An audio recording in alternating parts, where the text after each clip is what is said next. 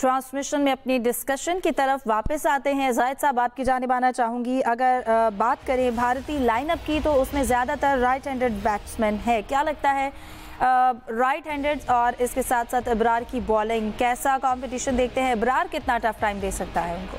इब्रार जो है इस वक्त बेस्ट स्पिनर हैं पाकिस्तान की तरफ से और हम तवक्को करते हैं। उन्होंने तकरीबन हर मैच में जो है बैट्समैनों को परेशान किया। इब्रार का साथ देने के लिए, क्योंकि साथ नवाज़ आ जाते हैं, साइम आ जाते हैं, तो इब्रार से काफ़ी तवक्कुआत वाबस्ता हैं। आपको याद होगा इब्तदाई मैचों में सुफियान मुकीम को उनके साथ शामिल किया गया, ख़ास तौर पर ट्राई सीरीज़ के एंड में तो दोनों स्पिनर्स शामिल किए गए थे।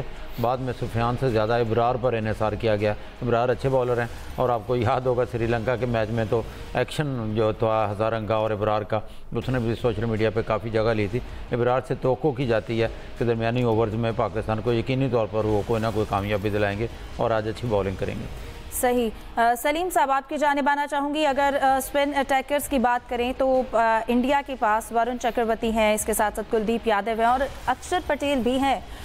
वो विकेट टेकर्स हैं, लेकिन अगर पाकिस्तान की आप स्पिन अटैक को देखते हैं, आपको क्या लगता है कि किस हद तक विकेट टेकर्स हैं या सिर्फ हम इनसे ओवर से गुजार सकते हैं? नहीं, देखें, अबरार की भी बात हो रही है। अबरार बिल्कुल विकेट टेकर है, पहले भी अच्छा परफॉर्म किया है, फाइनल में भी कर सकते हैं वो। फिर जैसे साइम के बारे में सोशल मीडिया पे आपने देखा होगा, बड़ी मीम्स तो बनती रहती है। एक वायरल एक पोस्ट हुई थी किसी की, जिसमें उन्होंने कहा था कि साइम अयूब को हम सईद अनवर बनाना चाहते थे, वो सईद अजमल बन गए। यानी वो भी बड़ी अच्छी बॉलिंग कर रहे हैं और इंडिया के खिलाफ पहले भी उन्होंने अच्छा परफॉर्म किया था। इसी तरह मोहम्मद नवाज का अगर हम देखें तो जो ट्रायंगुलर सीरीज हुई उसमें उन्होंने अच्छी बॉलिंग की थी, यहाँ उनको इतना आजमाया नहीं गया। बाकी बीच में तो 2 ऐसे लगातार मैचेस आए थे जहां उनको बॉलिंग ही नहीं दी गई थी, लेकिन फिर उन्होंने शुरू की। तो हमारे पास हैं तो बॉलर, हमारे स्पिनर्स अच्छे हैं और मैच विनर्स भी बन सकते हैं। ये पेस अटैक के भी हम डिस्कशन कर चुके हैं, जिस तरह से शाहीन है या हारिस है, बॉलिंग अटैक हमारा अच्छा है। बट बात वही आती है, अयाज खान साहब ने कल बड़ी एक पेशगोई की है जबरदस्त। उन्होंने कहा कि पहले ओवर में शाहीन आफरीदी आउट कर देगा अभिषेक को। अगर कर दे तो क्या बात है, मजा आ जाएगा। अभिषेक वैसे इसमें बड़ा वैसे अपनी परफॉर्मेंस की वजह से भी वायरल हुए हैं, वैसे भी आपको पता है शोएब अख्तर जो हमारे हैं, पता नहीं जानबूझ के या क्या, उन्होंने एक शो में अभिषेक बच्चन बोल दिया था उनको। तो अभिषेक बच्चन उन्होंने बोला, तो उसके बाद अभिषेक बच्चन ने भी उसका उनको जवाब दिया, जो एक्टर है अमिताभ के बेटे, उन्होंने भी बड़ा मज़ाहिया स्टाइल में जवाब दिया। और अगर आगे के शोज में मुझे तो डर है शोएब वरुण चक्रवर्ती को वरुण धवन ना कह दें या मथन चक्रवर्ती ना कह दें, तो ये तो आजकल मिक्स किया हुआ है लोगों ने।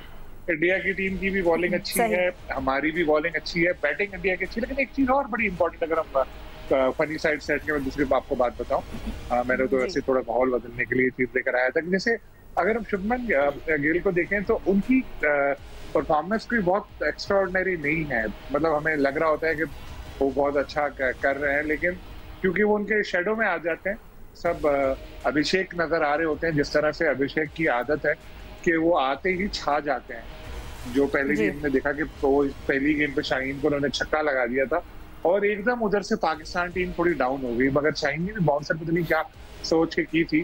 शुभमन जो है उनको जो लेकर आए हैं, उनकी परफॉर्मेंस इंग्लैंड में बहुत अच्छी थी एज ए कैप्टन टेस्ट में, वो आए और हो सकता है इन फ्यूचर इनको T20 में भी रिप्लेस कर दिया जाए एज अ कैप्टन, क्योंकि हम देख रहे हैं कि अच्छी परफॉर्मेंस सूर्या कुमार यादव की चल नहीं रही है इंडिविजुअल। तो इंडिया की बैटिंग हमें पेपर पे तो लग रही है कि बहुत तगड़ी है, बहुत ताकतवर है, लेकिन अगर हम शुरू में देखें, अगर हमने आज आउट कर दिया अभिषेक को शुरू में ही, तो आप देखिएगा कि इंडिया की बाकी जो बैटिंग है उसको भी हम लोग काबू कर लेंगे। लेकिन साथ में अगर हमने पहले बैटिंग करते हुए इंडिया को जल्द आउट कर भी लिया, बहुत बड़ा स्कोर नहीं करने दिया, तो इसको हमें दिमाग पे सवार नहीं करना पड़ेगा। हमें बहुत तरीके से खेलना होगा, क्योंकि हमने कम स्कोर पे भी हमारी बैटिंग अक्सर स्ट्रगल करती है। तो यूएस में जो हुआ था वो लोग भूले नहीं होंगे अभी तक। बिल्कुल, तो हमें अपनी स्ट्रेटेजी पर सलीम साहब फोकस रखने की ज़रूरत है। हम टॉस हार जाएं तो भी अपना फोकस जो है वो हटाना नहीं है, और अगर हम एक कम स्कोर पर इंडियन टीम को रोक लेते हैं, एक कम टारगेट पर, तो भी हमें अपनी बैटिंग में पूरी फोकस के साथ परफॉर्म करना है, उस स्कोर को चेस करना है। यूसुफ, आपकी जानिब आऊँगी। मोहम्मद हारिस की अगर हम बात करें, उनका स्ट्राइक रेट अच्छा है, लेकिन क्या वो इनिंग्स बनाने में मुसलसल जो उनकी इस वक्त हम गैर मुस्तकिल मिजाजी देख रहे हैं, वो इसको दूर कर सकते हैं?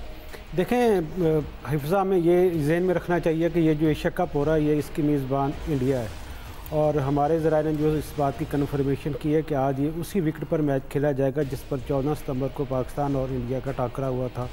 और उसमें आपको याद है कि पाकिस्तान की टीम 127 रन बनाई थी 9 विकेटों के नुकसान पर मुकर्रर 20 ओवर्स में, जिसको बाद में 15.3 ओवर्स में इंडिया ने बासानी 3 विकेटों पर चेज़ कर लिया था। एक तो उनको पता है कि हमारे पास चूँकि जो फास्ट बॉलर्स हैं शाहीन शाह, अफरीदी, हारिस रुख, ये उनके बॉलर की निस्बत ज़्यादा अच्छे हैं, इसलिए मेरा नहीं ख्याल कि वो किसी ऐसी विकेट उन्होंने बनाएंगे जिस पर हमारे पेसर कामयाब हों, और उसके उनको एडवांटेज होगा क्योंकि उनके जो जितने भी बैटर्स हैं वो पाकिस्तान के स्पिनर को बड़े अच्छे तरीके से खेलने में महारत रखते हैं, और उनका जो स्पिन डिपार्टमेंट है वो भी इस लिहाज से अच्छा है कि पाकिस्तान की ज़्यादा वो उनको जो है वो बेहतर परफॉर्म करते हैं पाकिस्तान के अगेंस्ट। उनका जो स्पिन डिपार्टमेंट, आपको याद होगा कुलदीप यादव पहले मैच में जो 14 सितंबर को खेला गया इस विकेट पर मैन ऑफ द मैच रहे थे, तो आज भी इसी किस्म की उन्होंने प्लानिंग की है कि पाकिस्तान को एक बार फिर स्पिन ट्रैक बनाकर उसके जाल में फंसाया जाए। अब आपने जिक्र किया मोहम्मद हारिस का, मोहम्मद हारिस के बारे में अक्सर हम ये कहते हैं कि वो पाकिस्तान के ऐसे खिलाड़ी हैं जो 6 बालों पर 6 छक्के लगा सकते हैं, लेकिन वो किस तरह की उनकी अभी तक जो परफॉर्मेंस है वो अभी तक दुनिया के सामने नहीं है, जो उनसे तोक़ुआत की जा रही हैं। उनका बैटिंग ऑर्डर भी हमने चेंज किया, वो भी आजमा कर देखा, कभी हमने उनको 1 डाउन भी भिजवाया, नंबर 3 भी के बाद 4, 5, 6 तक उन्होंने बैटिंग की, लेकिन अभी तक उनकी जो सलाहियतें हैं उनका खुलकर इजहार नहीं कर पाए। तो आज मेरे ख्याल में ना सिर्फ मोहम्मद हारिस पर भारी जिम्मेदारी आयद होती है, बल्कि जितने हमारे पाकिस्तान के खिलाड़ी हैं सब उनके पास बड़ा अच्छा मौका है कि चले जो कुछ हुआ एशिया कप में से पहले जीते हार गलतियाँ हुई उसको एक तरफ रख कर आज एक नए जज्बे के साथ मैदान में उतरे। आज उनके पास हीरोज़ बनने का मौका है। बिल्कुल, जहाँ पर यूसुफ हम ये कह रहे हैं कि वो 6 गेंदों पर 6 छक्के भी लगा सकते हैं, लेकिन हम ये भी कॉन्फिडेंस के साथ नहीं कह सकते कि वो ऐसा ही करेंगे। हम ये भी कह सकते हैं कि हो सकता है कि वो जल्दी आउट हो जाए, वो कुछ भी ना। तो ये जो